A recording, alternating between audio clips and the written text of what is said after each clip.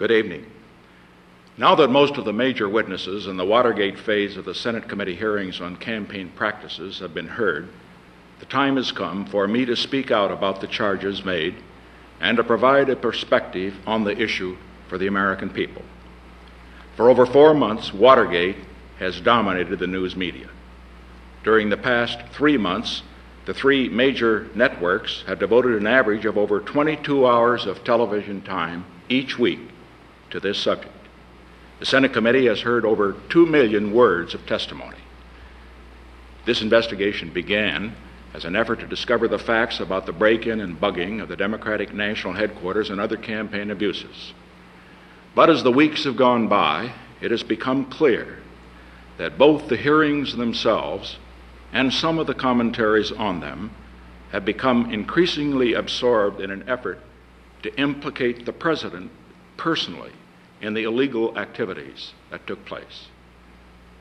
Because the abuses occurred during my administration and in the campaign for my re-election, I accept full responsibility for them.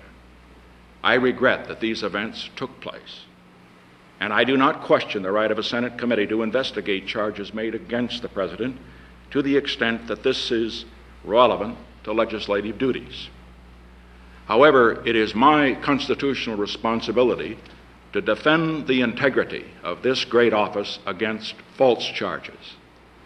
I also believe that it is important to address the overriding question of what we as a nation can learn from this experience and what we should now do.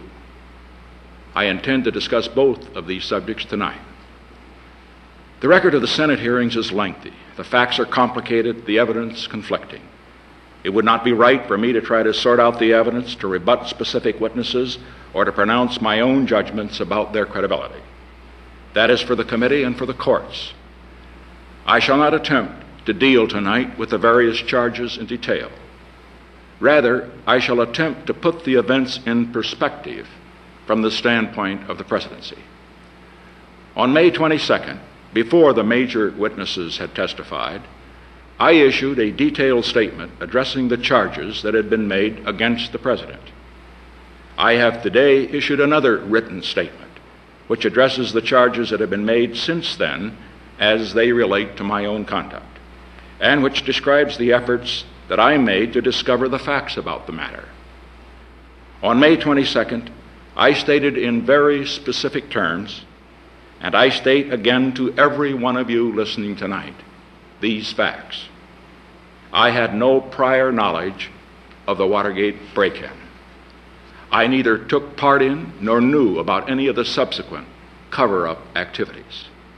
I neither authorized nor encouraged subordinates to engage in illegal or improper campaign tactics. That was, and that is, the simple truth. In all of the millions of words of testimony, there is not the slightest suggestion that I had any knowledge of the planning for the Watergate break-in. As for the cover-up, my statement has been challenged by only one of the 35 witnesses who appeared, a witness who offered no evidence beyond his own impressions and whose testimony has been contradicted by every other witness in a position to know the facts. Tonight, let me explain to you what I did about Watergate after the break-in occurred, so that you can better understand the fact that I also had no knowledge of the so-called cover-up. From the time when the break-in occurred, I pressed repeatedly to know the facts, and particularly whether there was any involvement of anyone in the White House. I considered two things essential. First, that the investigation should be thorough and above board. And second, that if there were any higher involvement, we should get the facts out first. As I said at my August 29 press conference last year, what really hurts in matters of this sort is not the fact that they occur, because overzealous people in campaigns do things that are wrong. What really hurts is if you try to cover it up. I believed that then, and certainly the experience of this last year has proved that to be true.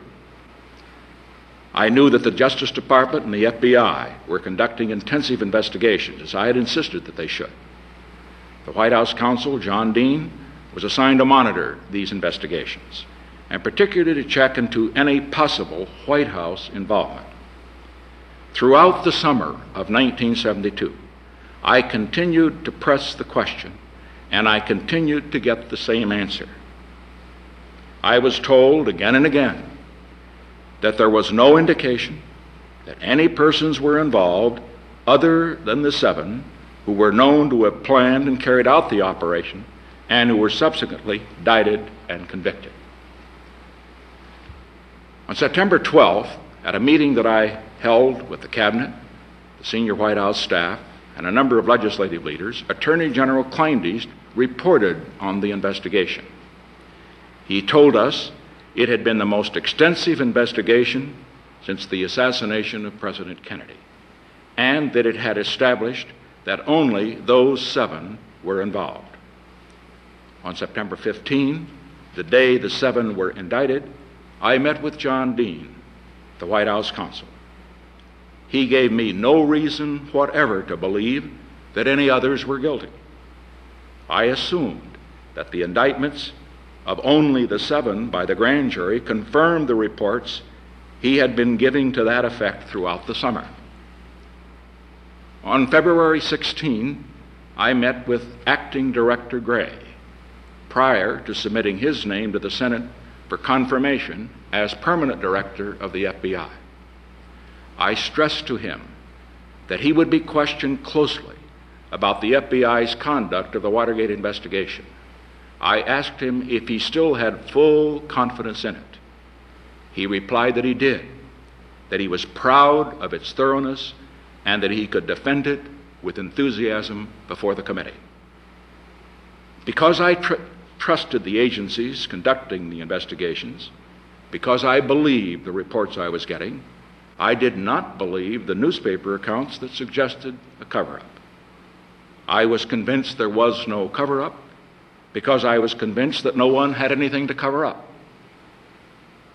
It was not until March 21st of this year that I received new information from the White House counsel that led me to conclude that the reports I had been getting for over 9 months were not true.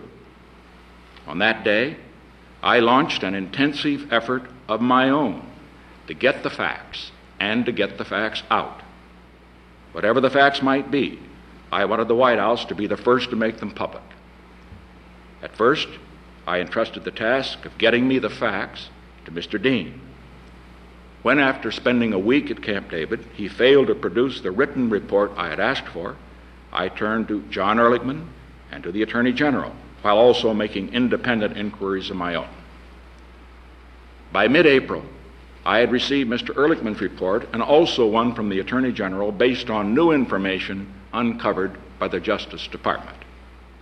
These reports made it clear to me that the situation was far more serious than I had imagined.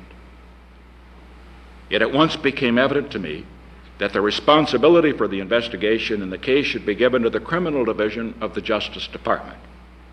I turned over all the information I had to the head of that department, Assistant Attorney General Henry Peterson, a career government employee with an impeccable, nonpartisan record, and I instructed him to pursue the matter thoroughly. I ordered all members of the administration to testify fully before the grand jury. And with my concurrence, on May 18, Attorney General Richardson appointed a special prosecutor to handle the matter, and the case is now before the grand jury.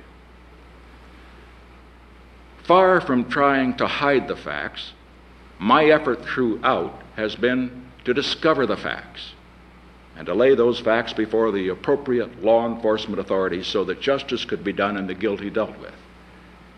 I relied on the best law enforcement agencies in the country to find and report the truth. I believed they had done so, just as they believed they had done so.